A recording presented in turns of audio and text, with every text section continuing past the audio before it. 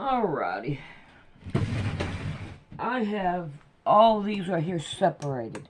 I've got 1, 2, 3, 4, 5, 6, and 7. And then I have a bunch of these. I am really getting tired of doing this. So what I'm going to do is I'm going to put, I guess what I'll do is I'll put them on. Oh God, that'd be way too long for me to do. It's probably better if I keep on. But I think what I'm going to do is I'm just going to keep these in here. And I'm going to forget about these and not use them no more. And just use these till they run out. And then I'm going to put the black all the way around it. And just quit on these right here, this color.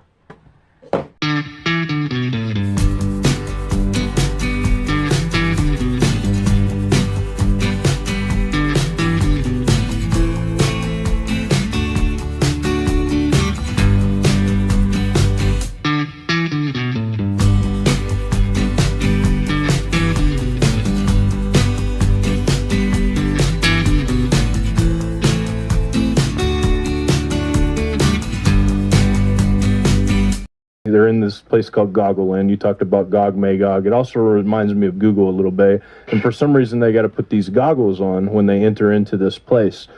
And I did a little bit of digging on these mica men. And mica is actually and I'll explain that here in a second. But I want to read this here first. It says, "And now, dear friends, I must explain that by the laws of the Miccaminkes, each man, woman, and child must wear in their garment a heart-shaped opening on their breast directly over their hearts with a corresponding one at the back. So under certain conditions, when the law allows it, each may have the right to look at his neighbor's hearts and see exactly." And it goes on to say, see what their heart is, see like how their heart is, what they're talking, what they're doing and all that, and etc. So I went in and did a little bit more research on mica, and mica stones are actually in heart chakra.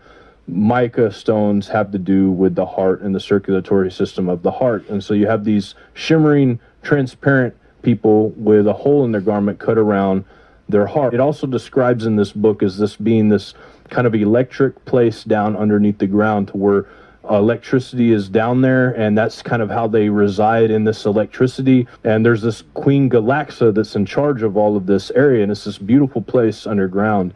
And what I thought of, David, when I heard about this kind of electric thing with these transparent beings, I thought of the verse in Luke 10:18 where it says, "And he said unto them, I beheld Satan as lightning falling from heaven." Well, in the book of Enoch, chapter 44, it states that the judgment upon some of the fallen powers was that they were to remain in the form of lightning.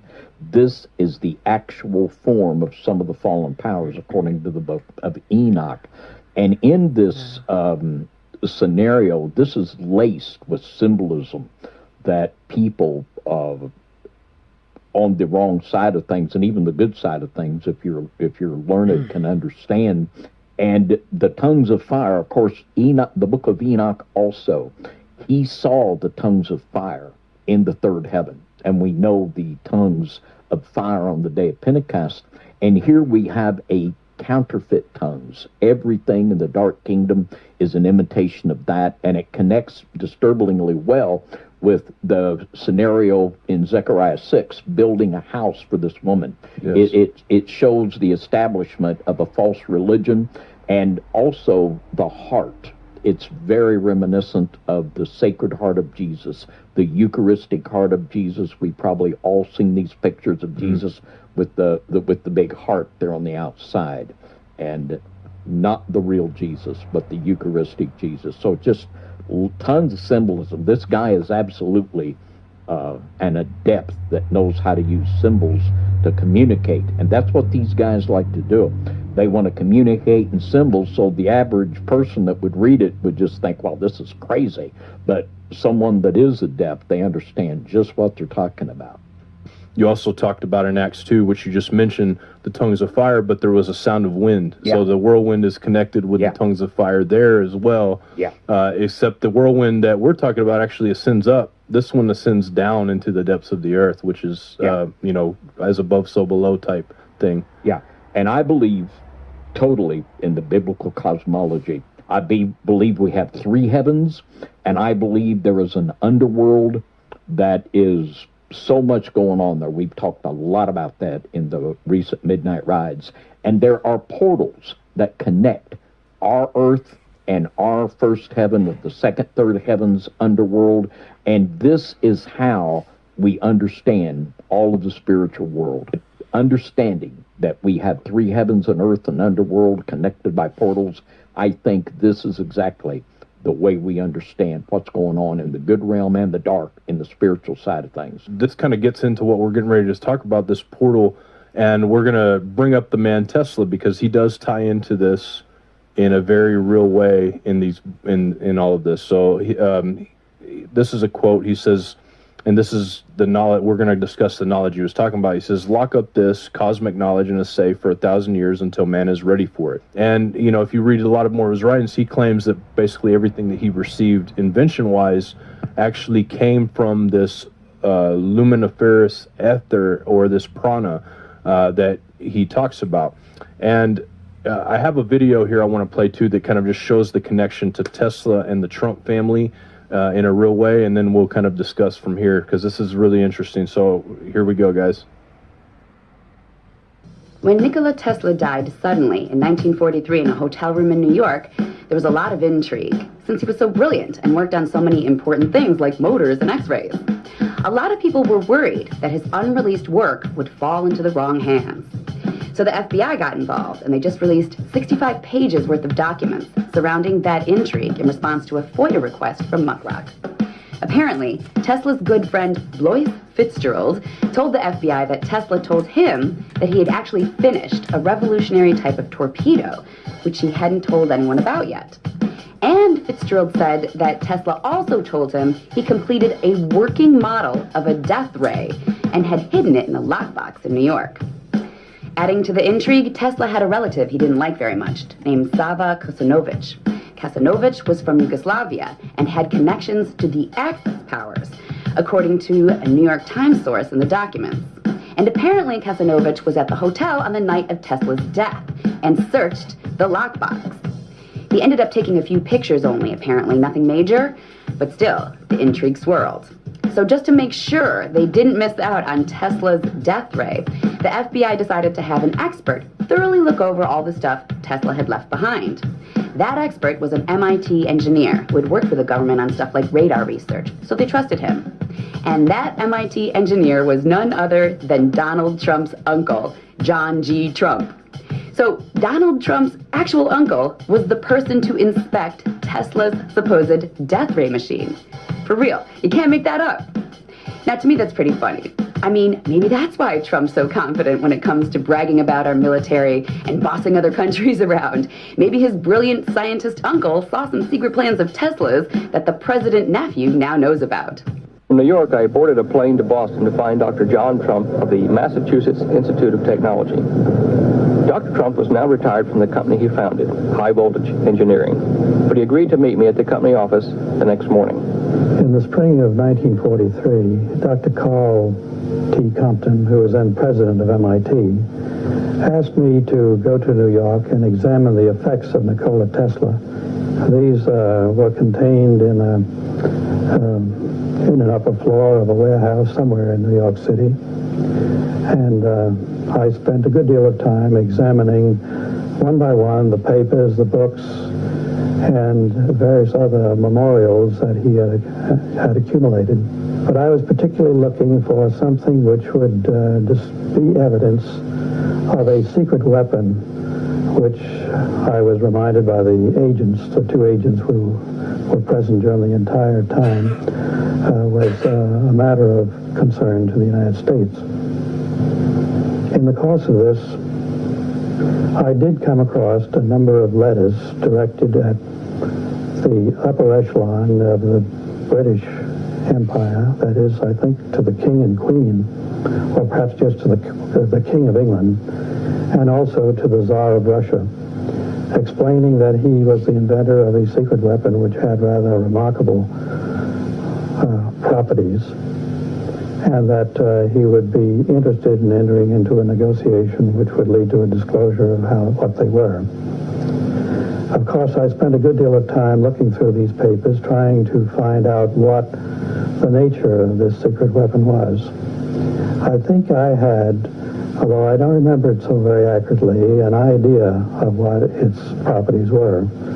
It had the capability of acting at a great distance, of being destructive to flying objects and things of that kind at a place which was remote from the source. But nowhere in his technical papers did I find anything which revealed an explanation of just how such a device could operate. I believe that you also opened another box, supposedly a secret weapon that he left at another hotel. Can you relate that story, please? Yes, when I had substantially concluded my study on the following day, I think that was a Saturday morning, I was reminded by one of the two agents that there was a box being held as a security for an unpaid obligation, and that this box was an item of considerable value and may indeed itself be the secret weapon, that it was armed and therefore it probably was not touched. Were you nervous doing this? I found it a matter of a bit of concern. However, I realized that this had to be done, and so we taxied down to this hotel. The agents identified themselves and their credentials to the assistant manager of the hotel, who led us to a room. This room was essentially empty except for a table and a steel cabinet against the wall, which was opened. I think perhaps he opened it with a key. The cabinet I didn't add that music, that's for sure. Was empty, except on one of the lower shelves was a package, a box, a rectangular box of ordinary size, which was wrapped in brown wrapping paper. It turned out to be a highly polished box with brass clasps, and it looked more like an instrument case.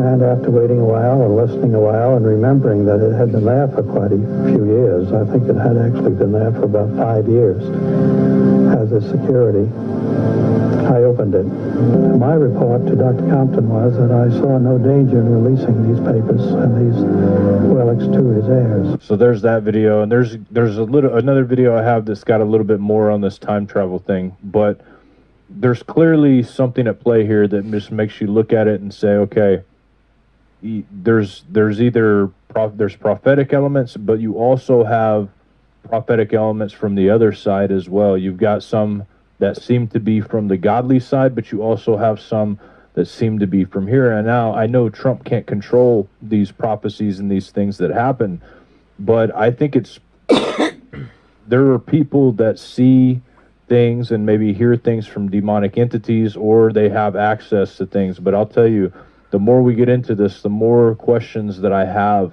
about what we're capable of and about what is possible in the spiritual realm, because this stuff is mind-blowing to me. David, do you have anything you want to, before we go in more into this time travel connections with Trump, what more would you have to say?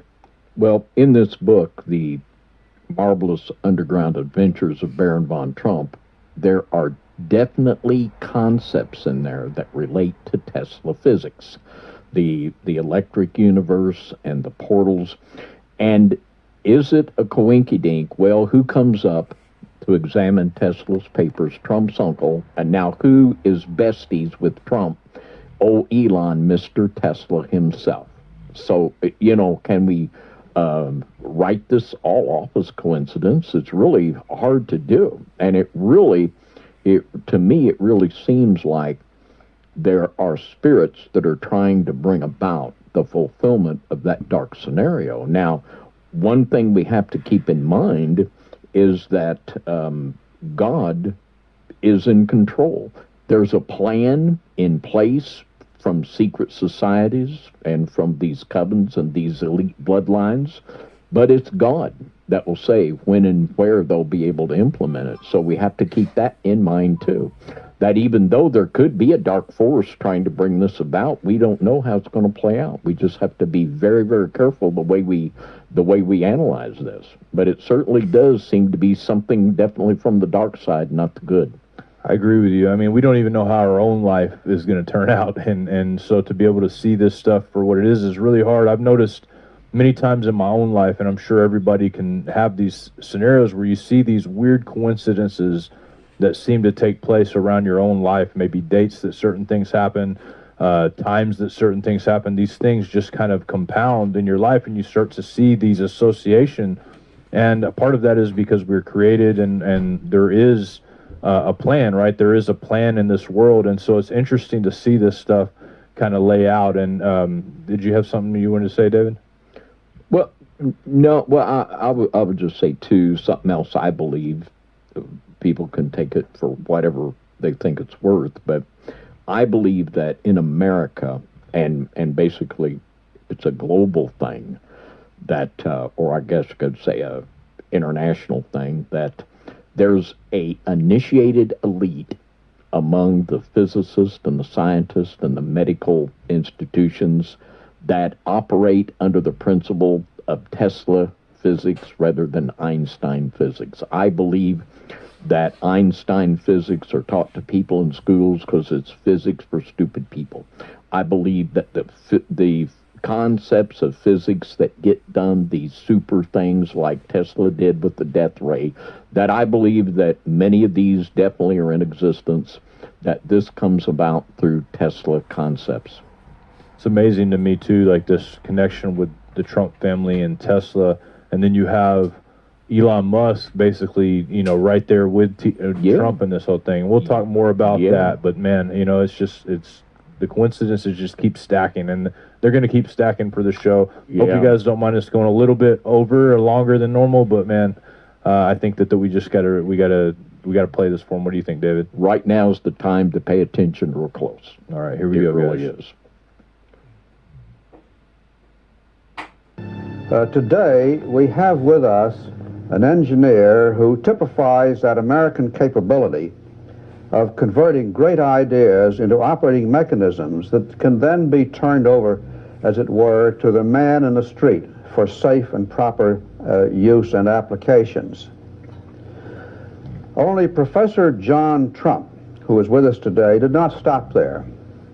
Now, when you went to MIT, I believe your original intentions, if they may be so described, was to go into electric power types of applications. Is that right? That's right. I had become interested in the design of electric power machinery. And he has some wild ideas, but I've checked a few of them, and they stood up. For 6 weeks, I decided they were plausible and reasonable, and I abandoned the design of electric machinery and began studying the insulation of high voltages in vacuum and the acceleration of heavy particles to high energies. My uncle explained that to me many, many years ago, the power, and that was 35 years ago. He would explain the power of what's going to happen, and he was right. We now know that Tesla was interested and experimented in wild ideas such as wireless electricity, Wi-Fi, free energy, anti-gravity, invisibility, and even time travel. After Tesla's death, John Trump went over Tesla's notes and utilized his discoveries to develop the first million-volt X-ray generators for rotational radiation therapy. Although John Trump thought Tesla's time machine was possible, it could not be created using the technology from that era. John Trump later died in 1985, but not before leaving Tesla's notes to his beloved nephew, Donald Trump. Around the same time, Trump was using pseudonyms such as John Miller and John Barron in partial homage to his uncle. Old spokesman, as the Washington Post headline writes, Maybe that it's been such an open secret for so long, it's hard to believe that anyone is still questioning it. What's your name again? John Miller. And you work with Donald? Yes, that's correct. It was back in the 1980s, and when the flashy New York real estate mogul needed to get a bit of news out, the newspaper reports it was common knowledge among New York reporters that Trump just assumed a different name and handled the media calls himself. I can conclude with a fair degree of scientific certainty that it is Donald Trump's voice. This afternoon, Owens compared the John Miller on that phone call with People magazine to the real Donald Trump interviewed on CNN's Larry King Live in the 1990s. Due to the quality of the old recordings, he couldn't use his biometric analysis that he says would be absolutely certain, but based on pitch, tone, cadence, and his expertise, John Miller and Donald Trump are one and the same. Yes, it's my opinion that it is Donald Trump's voice. Now it's suggesting that you misled us. Yeah, that I'm lying. I'm not lying. His denial was, that doesn't sound like me. It's interesting, because if somebody called me up and said, did you call and pretend to be your own PR person, I would say, no, I never did. I have never done something like that, ever. I wouldn't say that doesn't sound like me. Right. So you don't believe him. Were you surprised to see him misleading? No, I'm not surprised to see him misleading. Of course not. I mean, I would probably be a little shocked that, this came into my life. But, Megan, the main thing here is that I didn't leak the tape. And there were two people on the conversation. Wait, you taped it because you're a reporter doing your job? Yeah, and I lost the tape. Were you the only one with a copy of the tape? Yes. When did you lose it? Back 25 years ago. Could somebody have stolen it? No. It was in my house, and then I moved apartments. So who else would have had a copy of the tape? Donald Trump.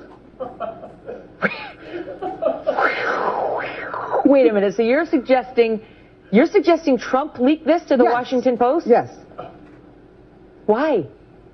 You got me. He's done stranger things. Because he loves publicity? Yeah. So you're suggesting that he may want us talking about this right now because it generates a news cycle, perhaps? Hello, Donald.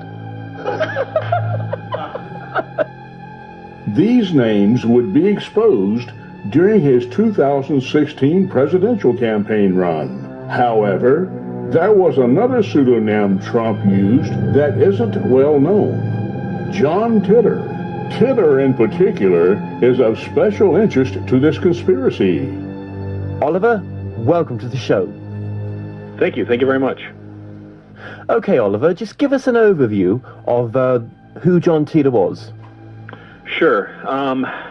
John Titor, actually, I just took a look at the calendar, and it's going to be exactly 10 years ago, November 2nd, that somebody claiming to be a time traveler from the year 2036 went on a series of internet forums claiming to be a time traveler, and they offered to answer questions. They talked about the future, about technology, how time travel worked.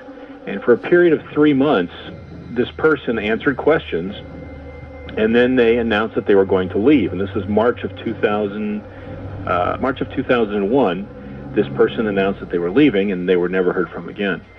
And I think the reason why we're here talking about it 10 years later is because a lot of what this person said, people feel has come to pass. Talking about the physics and the technology and the politics. We're here and I'm here because some of the things that this person said sure made it sound like they really were who they said they were, a time traveler.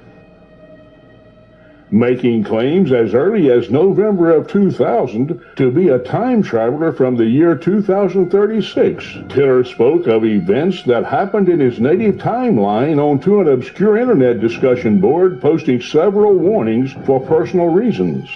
Answering questions directed toward him, he even posted several pictures showing the instruction manual and the time device, manufactured by General Electric, in the back of his 1967 Chevrolet.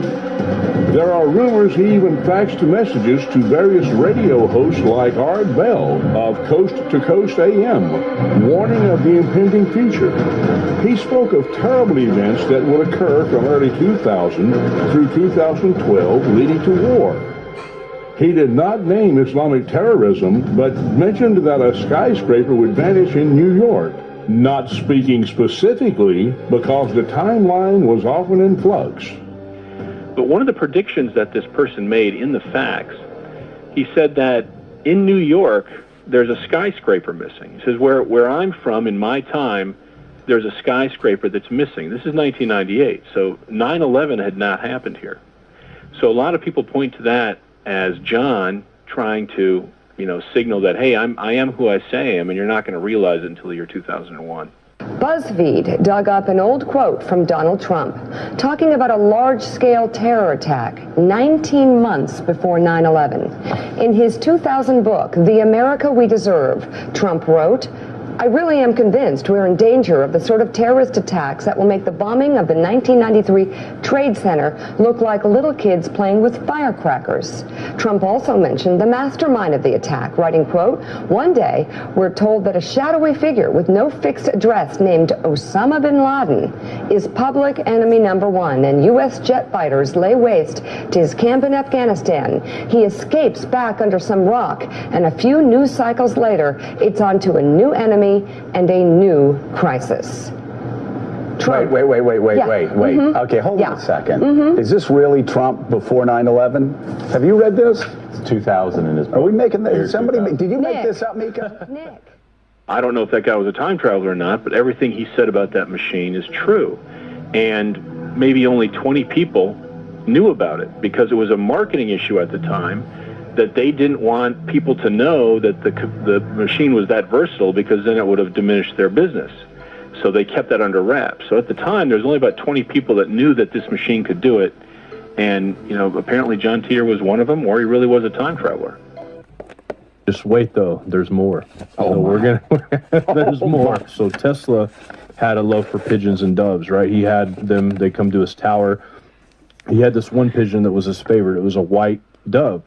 And on this white dove came to him when he died, Tesla said. And the dove's eyes shone brighter than any lamp that he had created, he said, when it died, and it passed when it died.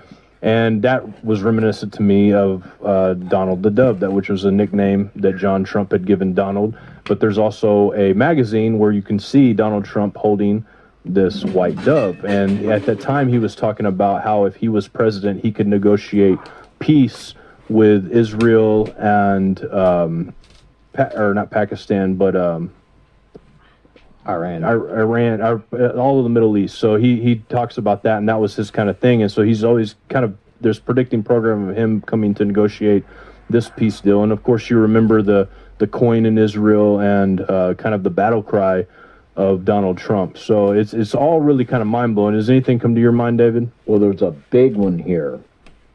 And of course, we know the biblical symbolism of the dove representing the Holy Spirit.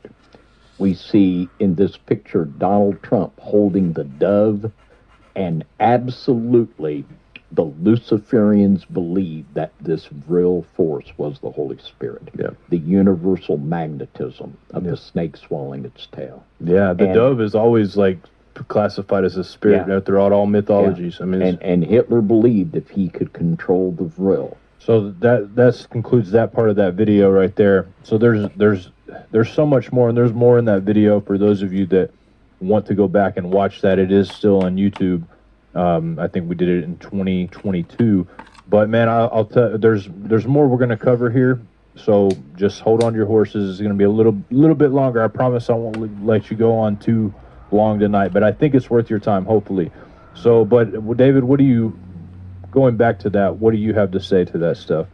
I was here the first time when we did it, and it's still just stunning, isn't it? I mean, just to begin to think about these things and all of these connections that just can't be coincident, it is truly stunning to me. It is truly stunning. So we're going to go on to this next clip. This covers more of the subject we're going to be talking about, and I think it's definitely a must to be able to fully kind of cover who is Trump here. So here we go, guys.